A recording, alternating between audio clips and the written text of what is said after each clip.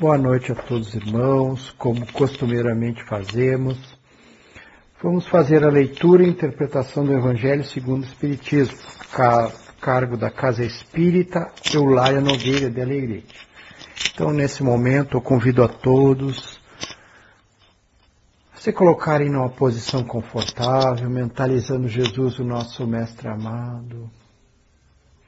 Vamos pedir aos mentores espirituais que possam nos guiar durante esse Evangelho, que essa mensagem possa nos tirar aquela dúvida pertinente, possa nos incentivar ao bem, ao amor e à caridade.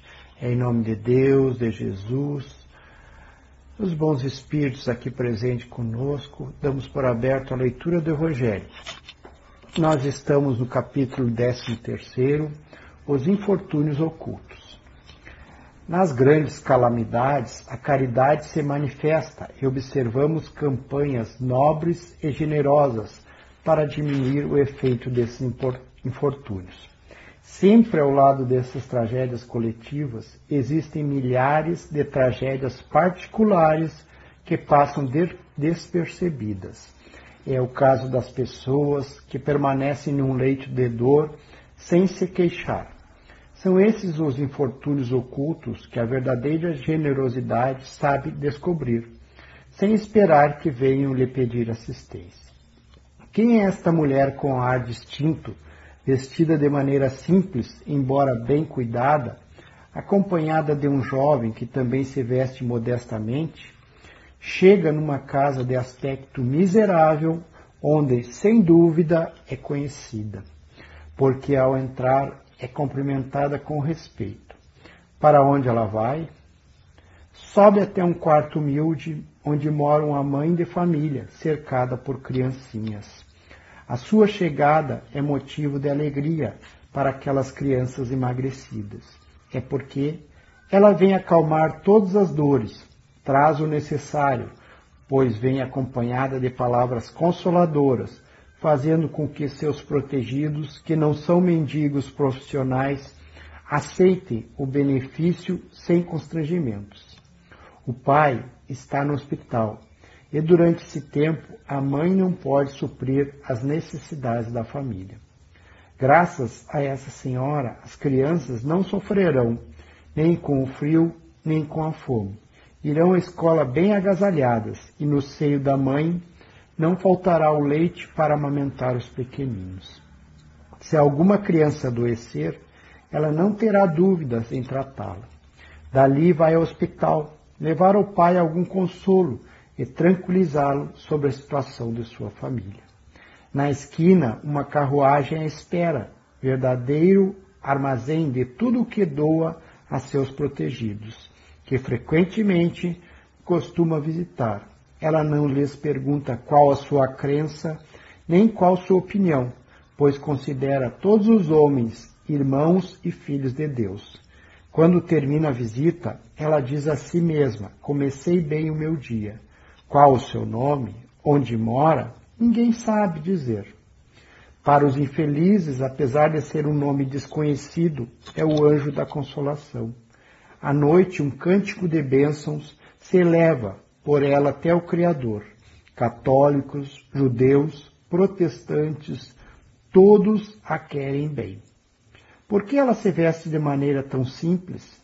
É para não insultar a miséria com seu luxo. Por que se faz acompanhar de sua jovem filha? É para que ela aprenda como se deve praticar a caridade. Sua filha também quer fazer o bem, mas sua mãe lhe diz: o que você pode dar, minha filha? Se nada tem para oferecer, se eu lhe passar alguma coisa para dar aos outros, qual será o seu mérito? Na realidade, serei eu quem estará fazendo a caridade, e você receberá o mérito, o que não é justo. Quando visitarmos os doentes, você vai me ajudar a cuidar deles, pois dispensar cuidados já é dar alguma coisa. Aprenda a costurar e poderá fazer roupas para essas crianças. Assim dará algo que vem de você. Isso não lhe parece suficiente? É assim que esta mãe, verdadeiramente cristã, prepara sua filha para praticar as virtudes que o Cristo ensinou. É espírita, o que importa? Para a sociedade, é uma mulher do mundo, pois sua posição assim o exige. Mas ninguém sabe o que ela faz, pois não quer outra aprovação senão a de Deus e da sua consciência. Certo dia, um acontecimento imprevisto levou até sua casa uma de suas protegidas, que andava a vender bordados. Esta, ao reconhecê-la, quis pedir sua bênção. Silêncio, disse ela, não contes nada a ninguém. Assim também falava Jesus. Meus irmãos, essa lição é uma verdadeira aula de como praticar a caridade. Interessantíssimo, eu selecionei alguns passos aqui, alguns parágrafos que nos traz o esclarecimento. Sempre, quando tem grandes calamidades, as comunidades se consternam, ou seja, são tocadas por aquele amor, aquele sentido de igualdade, de querer ajudar.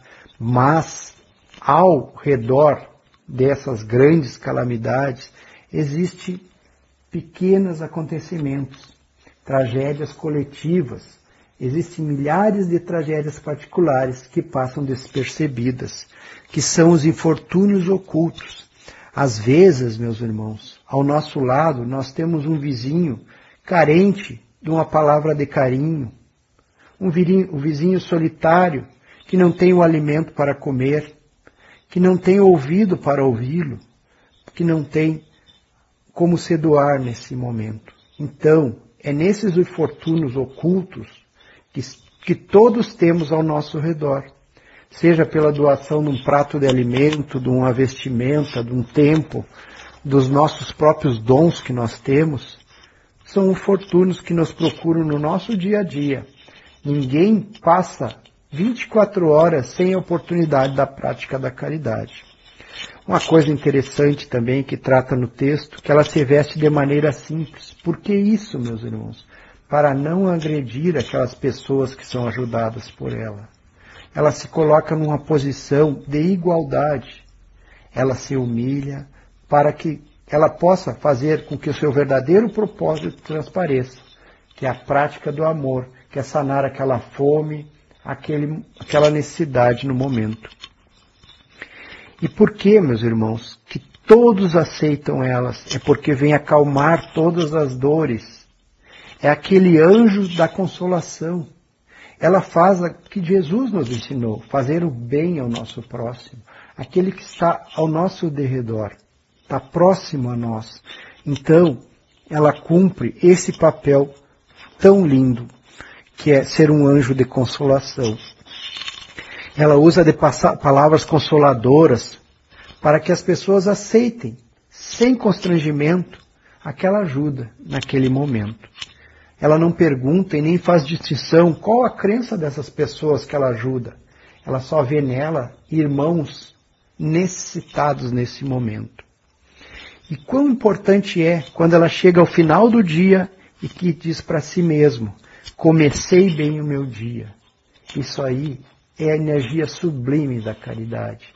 Uma energia que nos preenche por dentro, que nos deixa felizes, porque reconhecemos que somos todos iguais, independente da posição que estamos ocupando no momento. Então pratiquem a caridade, façam a caridade e vocês receberão essa força, essa energia, essa luz que a caridade esparge ao redor de todas as pessoas que a praticam. E à noite, meus irmãos, ela recebe um cântico de bênçãos, porque todas aquelas pessoas reconhecem nela esse anjo da consolação. Reconhecem uma pessoa boa, uma pessoa que não pergunta nada dela, somente serve. Ela se despe de tudo que ela tem para servir aquela comunidade, aquelas pessoas que ela serve. Então é interessante essa energia que provém também daquele sentimento bom, de sentir nessa pessoa que pratica a caridade aquele amparo, aquela luz que chega naquele momento de tanta dificuldade. Ela também ensina a filha como doar, mostrando que ela tem que doar o que é seu, ou seja, o seu tempo, as suas artes, os seus dons. Não basta pegar dos outros para doar. É muito fácil doar com os bens dos outros, mas o momento que a gente se dedica, que a gente dedica um tempinho para ouvir, para falar, para escutar, para saciar a fome, o frio, esse momento, aí é que está a caridade. E para a sociedade, meus irmãos, essa senhora pode ser uma figura importante, mas as pessoas não sabem, no íntimo dela, que o principal papel dela é distribuir aqueles dons, aqueles gêneros, tudo que abunda em sua casa e mais. Não só isso, o seu tempo é doado para essas pessoas que precisam. E ao ser reconhecida, ao final, quando uma de suas protegidas os reconhece, ela pede silêncio. Por quê?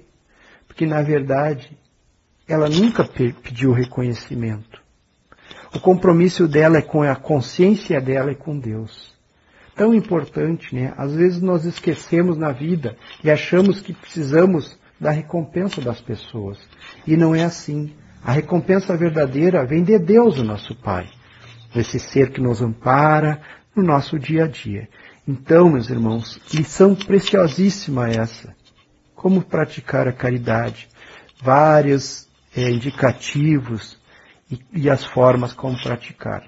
Então, baseando-se nisso, podemos começar no nosso dia a dia. Procure ao seu redor, porque é muito importante, meus irmãos. Quem é que se sente saciado sabendo que o irmão seu tem fome, tem sede, tem frio, precisa de você? É tão importante fazer esse papel. E esse papel, um ser que esteve conosco, nos demonstrou de maneira sublime. Foi Jesus, que se igualou a nós, embora com todo o poder que tinha, ele fez questão de reencarnar no nosso planeta Terra, demonstrando que é possível seguir nesta caminhada.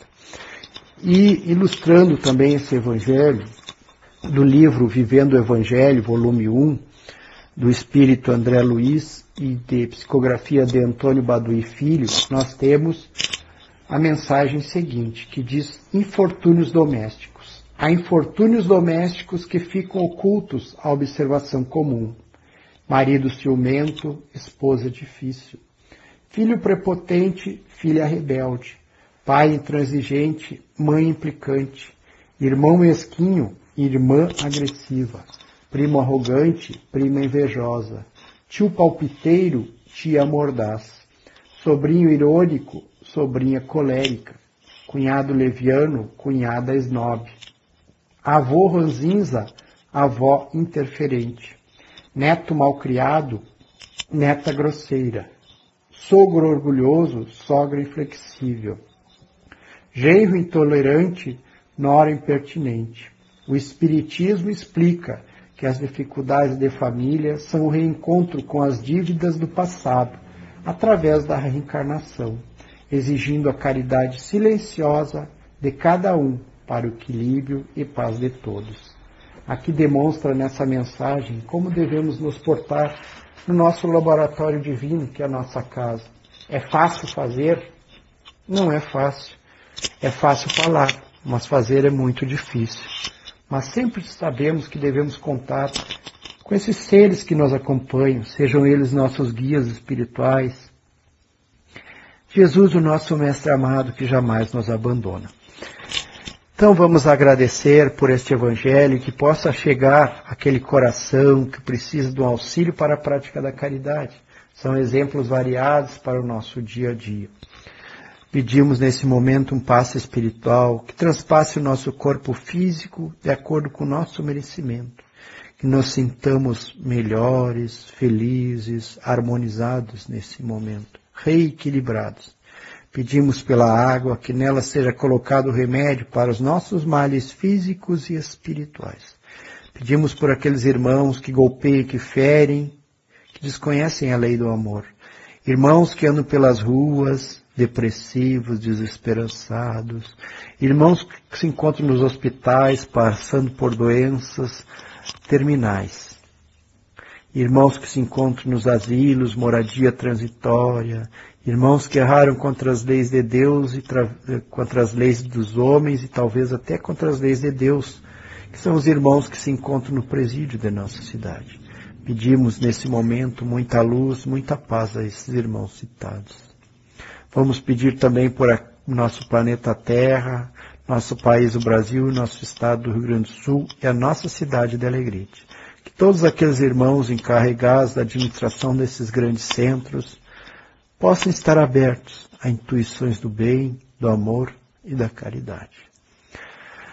Agradecemos, Jesus, por mais esse momento, que a Tua paz invada nossos lares e nos proteja durante este dia. Em nome de Deus e de Jesus, nós encerramos o Evangelho. Que assim seja.